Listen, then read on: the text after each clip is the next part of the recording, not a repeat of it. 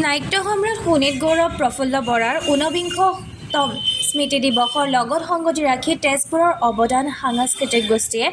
20 নৱেম্বৰৰ পৰা দুদিনীয়াকৈ আয়োজন কৰা প্ৰফুল্ল বৰা দিৱস কালি নিশা বাণ থিয়েটাৰৰ শিল্পীৰ বহু চৰ্চিত নাটক গজপুৰীয়া সফল মঞ্চায়নেৰে সামৰণি পৰে। অসম চৰকাৰৰ সাংস্কৃতিক সঞ্চালকালয়ৰ সহযোগত অনুষ্ঠিত এই প্ৰফুল্ল বৰা দিৱসৰ দুদিনীয়া নাট সমাৰোহৰ কালি নিশা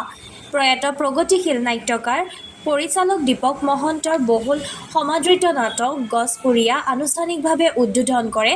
শোণিতপুৰ জিলাৰ সাংস্কৃতিক উন্নয়ন বিষয়া অঞ্চুমী বসুমতাৰীয়ে। অৱদানৰ সভাপতি বিশিষ্ট নাট পৰিচালক প্ৰমোদ দাসৰ পৌৰোহিত্যত বাণ থিয়েটাৰৰ কাৰ্যনিৰ্বাহক সদস্য পংকজ বৰুৱাৰ আধৰা অনুষ্ঠানটি উদ্বোধক জিলা সাংস্কৃতিক উন্নয়ন বিষয়াগৰাকীৰ লগতে বিশিষ্ট অতিথি হিচাপে উপস্থিত থকা তেজপুৰৰ বিধায়ক তথা বিশিষ্ট অভিনেতা পৃথ্বীৰাজ ৰাভায়ো চমু ভাষণ প্ৰদান কৰি প্ৰফুল্ল বৰাই স্মৃতিচাৰণ কৰে। দুদিন নাটক হ'ল শেষ হ'ল পিছত কৰি আহিছোঁ বেলেগ নাটক আকৌ নেক্সট মাহত আমি নাটক কৰোঁ পাগলা ঘোঁৰাৰ আৰম্ভ কৰি আমি বহুত নাটক কৰিলোঁ ইয়াত আৰু তাৰ অনুপ্ৰেৰণাতে এই প্ৰফুল্ল বৰা ডাঙৰীয়াৰ এই নাটসমূহ সাংস্কৃতিক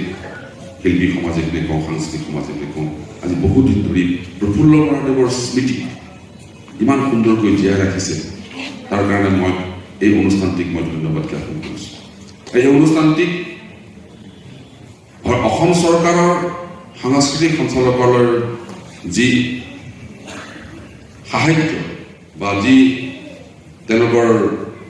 উৎসাহজনক যি অনুপ্ৰেৰণা এই সাংস্কৃতিক সঞ্চালকে দি আছে অসম চৰকাৰৰ এই বিভাগটোলৈ মই আন্তৰিক অভিনন্দন জনাইছোঁ আৰু আশা কৰিছোঁ যে প্ৰফুল্ল বৰাদেৱৰ এই নাটকে এই সমাৰোহে প্ৰফুল্ল বৰাদেৱৰ সৃষ্টিক জীয়াই ৰাখিব। ইয়াৰ পিছতে বাণ থিয়েটাৰৰ সাধাৰণ সম্পাদক তথা দক্ষ অভিনেতা জিতুমণি দেৱ চৌধুৰী পৰিচালিত বহুল চৰ্চিত তীব্ৰ বংগাত্মক ৰাজনৈতিক নাটক গজপুৰীয়া আৰম্ভ হয়। লোকসংগীত ওজাপালি লোকবাদ্যৰ প্ৰয়োগেৰে প্ৰকৃত চেটাৰৰ শৈলীৰ নাটকখনৰ জৰিয়তে চৰকাৰ প্ৰশাসনৰ কেতবোৰ বাস্তৱ চিত্ৰায়ন তীব্ৰ বংগাত্মক শৈলীৰে উপস্থাপন কৰা প্ৰথম দৃশ্যৰ পৰা শেষলৈকে দৰ্শকৰ বাবে অধিক উপভোগ্য হৈ পৰে। আৰু আন এখন প্লেন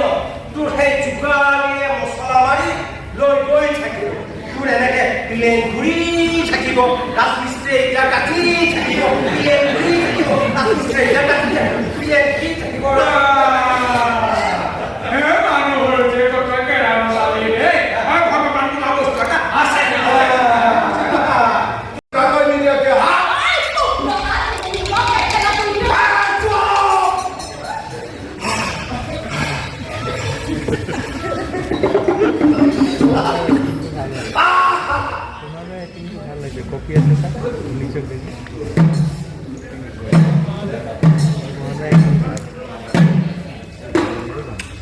तेरा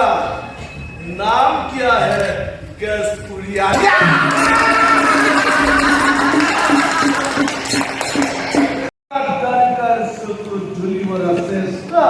और पहली तू ऊपर पसीने धक्का बोलता पड़ा है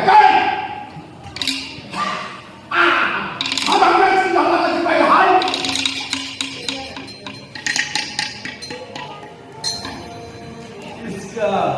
सजा जरूर मिलेगा।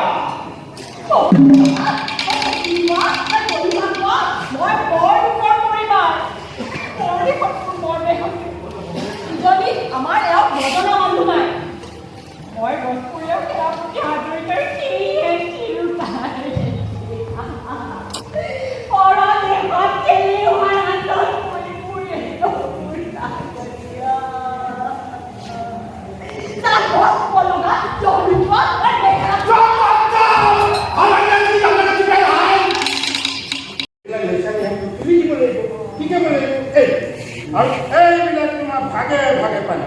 চিটা পানী গুটুম পানী এতিয়াৰ পৰা আমাৰ ৰাইজে আৰু ভাই মাদৰ ভেকুলীয়ে মোটা পানী খাব নালাগে আমাৰ ৰাইজে কি পানী খাব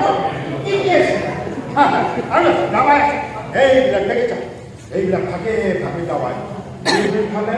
বুঢ়া মানুহ ডেকা হয় টপাৰ চুলি গজে পেটুৱে পেট পৰে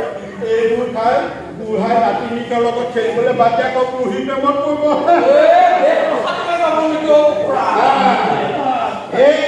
আচল বস্তু এইটো দুৰ্গতিয়ে আজিকালি কোনো অসমীয়া মানুহ বাহিৰ নুফুৰে নহয় ভিতৰহে ফুৰে এইটো ভিতৰ ফুৰা এৰা কি চিন্তা কৰিছে তুমি ক'ত লেট্ৰিন কৰিবা ইমান তুমি এনেকৈ টিভিটোৰ ওচৰতে লগাই ল'লা তুমি মবিলটো কাণত লগাই ল'লা